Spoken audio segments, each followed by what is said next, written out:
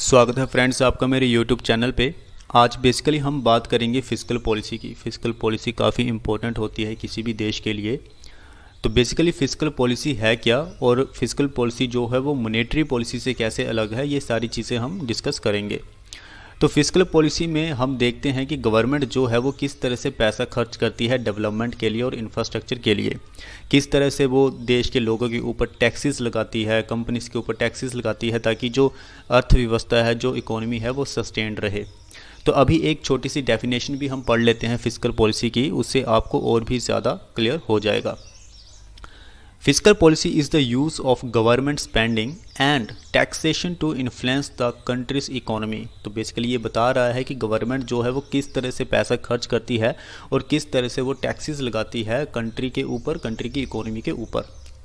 Governments typically strive to use their fiscal policy in ways that promote strong and sustainable growth and reduce poverty। Basically physical policy बनाई जाती है ताकि सरकार जो है वो पूरी तरह से अर्थव्यवस्था को कंट्रोल कर सके, उसे सस्टेन कर सके और जितनी भी खामियां हैं जैसे गरीबी है, इंफ्रास्ट्रक्चर में प्रॉब्लम है, डेवलपमेंट नहीं हो रही है, ये सारी चीज़ों से टैकल किया जा सके और इन सब चीज़ों से बाहर निकला जा सके। तो उस हिसाब से सरकार के लिए फिजिकल पॉलिसी जो होती है वो बहुत ही इंपॉर्टेंट होती है। Fiscal policy works along with monetary policy, which addresses the interest rate and supply of money in circulation, and it is generally managed by a central bank। देखिए, सरकार का काम होता है फिजिकल पॉलिसी बनाना, काम करना, टैक्सेशन लगाना, स्पेंडिंग करना। लेकिन जो मोनेटरी पॉलिसी का जो काम होता है वो होता है सेंट्रल बैंक ऑफ इंडिया का, यानी कि रिजर्व बैंक ऑफ इंडिया का। वो डिसाइड करता है कि किस तरह से इंटरेस्ट रेट्स होने चाहिए, रेपो रेट क्या होना चाहिए, रिवर्स रेपो रेट क्या होना चाहिए। अगर आपको नहीं मालूम है तो इसके बारे में भी हम डिस्कस करेंगे। तो आप बस इतना ध्यान रखिए कि जो फिजिकल पॉलिसी होती है वो गवर्नमेंट के हाथ में होती है और जो मॉनेटरी पॉलिसी होती है वो रिजर्व बैंक ऑफ इंडिया यानी कि सेंट्रल बैंक के हाथ में होती है। ड्यूरिंग द रिसेशन, पहले आप समझिए कि रिसेशन होता क्या है। बेसिकली रिसेशन एक ऐसा पॉइंट होता है जब हमें लगता है कि हमारी जो अर्थव्यवस्था है वो गिर रही है, हमारी जो इकोनॉमिक ग्रोथ है वो नहीं हो रही है। तो ऐसी सिचुएशन को हम कह सकते हैं रिसेशन। उसमें हमें अनएम्प्लॉयमेंट, बेरोजगारी वगैरह भी देखने को मिलती है। तो जब रिसेशन आता है तो उस समय गवर्नमेंट कौन से टूल का इस्तेमाल करती है? गवर्नमेंट बेसिकली उस समय एक्सपेंशनरी फिजिकल पॉलिसी का इस्तेमाल करती है। वो क्या करती है कि जितने भी टैक्सेस वो लगाती है उन टैक्सेस को कम कर देती है ताकि लोगों के पास पैसा आए, लोग जो हैं उन पैसों को खर्च करें। जब लोग पैसों को खर्च करेंगे तो कंपनीज़ के पास पैसा आएगा, तो कंपनीज़ उन पैसों का इस्तेमाल करके फिर से री इन्वेस्ट करेगी अपने नए स्टार्टअप्स के लिए। तो इससे जो इकोनॉमी है वो फिर से पटरी में आएगी, इकोनॉमी जो है वो फिर से ग्रो करेगी। Threatened by soaring inflation and other dangers of expansionary policy, the government may apply contractionary fiscal policy. तो अभी हमने जाना कि सरकार किस तरह से एक्सपेंशनरी पॉलिसी का इस्तेमाल करती है ताकि वो अपनी इकोनॉमिक ग्रोथ कर सके, लोगों के पास पैसा आए, लोग उन पैसों को खर्च करें, कंपनीज़ को मुनाफा हो, कंपनीज़ उन पैसों को फिर से री इन्वेस्ट करें ताकि इकोनॉमिक ग्रोथ जो है वो चलती रहे। लेकिन जब एक्सपेंशनरी पॉलिसी का हम इस्तेमाल करते हैं तो उसका एक छोटा सा नुकसान भी होता है, यानी कि जब लोगों के पास पैसा ज़्यादा आ जाता है तो इन्फ्लेशन बढ़ जाती है, महंगाई बढ़ जाती है। ऑब्वियसली सी बात है कि जब आप ज़्यादा पैसा खर्च करेंगे तो जो सप्लाई लाइन होगी वो कम हो जाएगी और चीज़ें महंगी हो जाएंगी। तो उस समय सरकार क्या करती है, अपने सेकंड टूल का इस्तेमाल करती है जिसका नाम है contractionary fiscal policy. Contractionary fiscal policy में सरकार क्या करती है कि लोगों के पास जो पैसा होता है उसे खींच लेती है, उसे वापस ले लेती है। अब लोगों के पास पैसा बचेगा नहीं, लोग खर्च नहीं कर पाएंगे, कंपनीज को मुनाफा नहीं होगा। तो कॉन्ट्रैक्शनरी फिजिकल पॉलिसी में और एक्सपेंशनरी पॉलिसी में हम इकोनॉमिक ग्रोथ को सस्टेन करने की कोशिश करते हैं कि ना ज़्यादा बेनिफिट हो ना ज़्यादा नुकसान हो, इकोनॉमी जो है, अर्थव्यवस्था जो है वो स्मूथली चलती रहे। अब हम बात करेंगे कि फिजिकल पॉलिसी जो है मैक्रो इकोनॉमिक वेरिएबल्स के ऊपर उसका क्या प्रभाव है। तो सबसे पहले तो आप जान लीजिए कि मैक्रो इकोनॉमिक वेरिएबल्स कौन कौन से होते हैं। जो सबसे पहला है, सबसे इंपॉर्टेंट है, वो है इन्फ्लेशन, दूसरा consumer prices, third one is the economic growth, national income, gross domestic product and unemployment. इन सभी वेरिएबल्स के ऊपर फिजिकल पॉलिसी का प्रभाव हमें देखने को मिलता है। More recently the role of fiscal policy gained prominence during the global economic crisis of 2007 and 2009। हम सभी को पता है कि 2007 और 2009 में ग्लोबल इकोनॉमिक क्राइसिस हुए थे और उस समय सरकार ने बहुत अच्छा काम किया।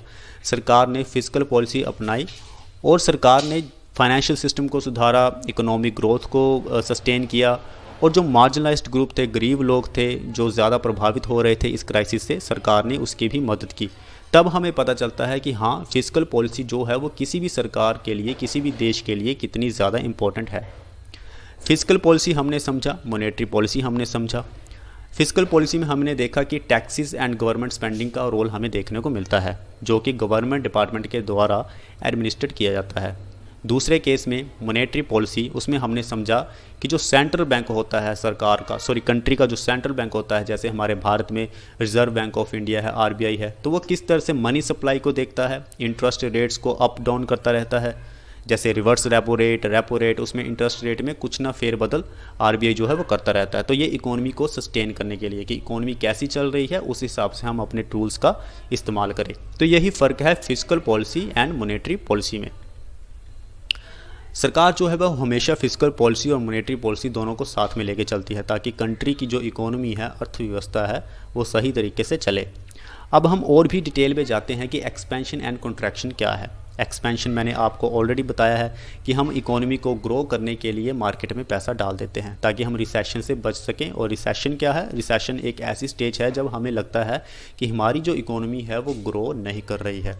तो एक्सपेंशन करने के लिए जो सेंट्रल बैंक है, हमारे केस में रिजर्व बैंक ऑफ इंडिया, क्योंकि हम भारत से बिलोंग करते हैं, तो उस समय एक्सपेंशन करने के लिए रिजर्व बैंक ऑफ इंडिया क्या करता है कि इंटरेस्ट रेट्स को कम कर देता है। इंटरेस्ट रेट कम होंगे तो ऑफकोर्स लोग बैंक्स में जाएंगे, पैसा लेंगे, कुछ खरीदेंगे, और जो इकोनॉमी है वो फिर से पटरी पे आएगी और ग्रो करने शुरू हो जाएगी। Commonly considered a recession a contraction is a period during which the economy as a whole is in decline. ये सारी चीज़ें हम ऑलरेडी डिटेल में समझ चुके हैं लेक्चर के स्टार्टिंग में ही। Contractions usually occur after an expansion hits its peak. तो कॉन्ट्रैक्शन जो है वो बेसिकली हमें कब देखने को मिलता है? जब एक्सपेंशनरी पॉलिसी अपनाते हुए जब एक्सपेंशन है इकोनॉमी का वो अपने पीक पॉइंट पे पहुंच जाता है और उसके बाद वो डिक्लाइन होना शुरू हो जाता है। तो उस समय सरकार अपने टूल्स का इस्तेमाल करती है। तो ऐसे समय में सरकार क्या करती है?